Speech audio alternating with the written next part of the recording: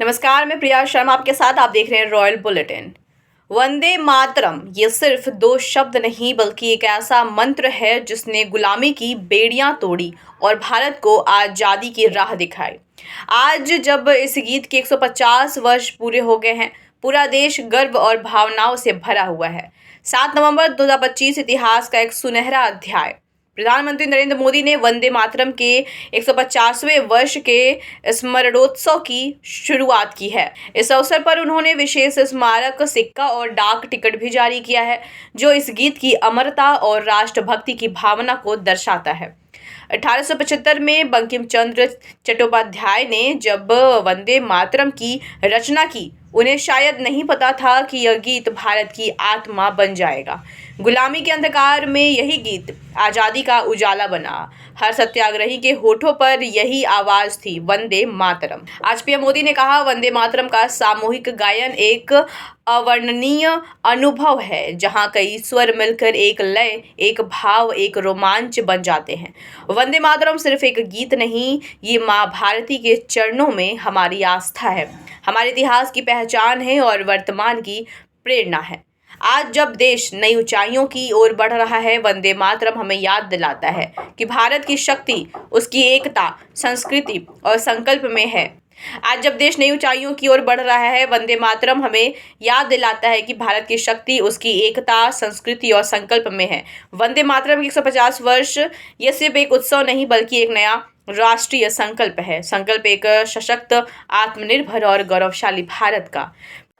ये सामर्थ्य इस देश का है, ये सामर्थ्य मां भारती का है। ऐसा क्या है जो आज हमारे लिए असंभव है? ऐसा क्या है जो हमें वंदे मातरम के मूल सपने को पूरा करने से रोक सकता है? साथियों, आज आत्मनिर्भर भारत के विजन की सफलता,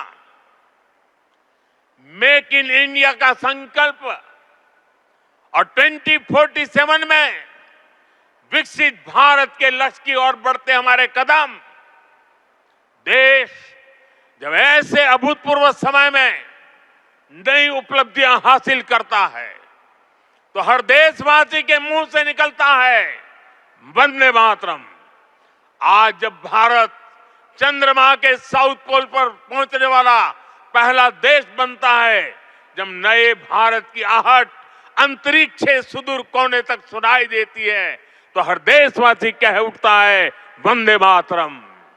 आज जब हम हमारी बेटियों को स्पेस टेक्नोलॉजी से लेकर स्पोर्ट्स तक में शिखर पर पहुंचते देखते हैं, आज जब हम बेटियों को फाइटर जेट उड़ाते देखते हैं, तो गौरव से भरा हर भारतीय का नारा होता है वंदे मातरम। साथियों, आज ही हमारे फौज के जवानों के लिए वन रैंक वन पेंशन लागू होने के 11 वर्ष हुए हैं। जब हमारी सेनाएं दुश्मन के नापाक इरादों को कुचल देती हैं, जब आतंकवाद, नक्सलवाद, माओवादी आतंक की कमर तोड़ी जाती है, तो हमारे सुरक्षा बल एक ही मंत्र से प्रेरित होते हैं और वो मंत्र है वंदे मातरम। प्रधानमंत्री मोदी ने कहा, वंदे मातरम हमें इतिहास में ले जाता है, वर्तमान को आत्मविश्वास देता है और भविष्य के लिए नया हौसला। उन्होंने कहा कि जब एक बच्चे पर मुसीबत आती है तो माँ उसके कष्ट दूर करती है। अगर संतान पर संकट आ जाए तो माँ संहारकारिणी भी है। इसलिए वंदे मातरम कहता है, अबला के नमाए तबले, बहुबल धारिणी नमामि तारिणी, रिपुदल वारिणी वंदे मातरम। वंदे मातरम अर्थात अपार शक्ति धारण करने वाली भारत मां, संकटों से पार भी कराने वाली और शत्रुओं का विनाश भी कराने वाली है। राष्ट्र को मां और मां को शक्ति स्वरूपा नारी मानने का ये विचार, इसका एक प्रभाव ये भी हुआ कि हमारे स्वतंत्रता संग्राम स्त्री पुरुष सबकी भागीदारी का संकल्प बन गया। हम फिर ऐसे भारत का सपना देख पाए जिसमें महिला शक्ति राष्ट्र निर्माण में सबसे आगे खड़ी दिखाई देगी।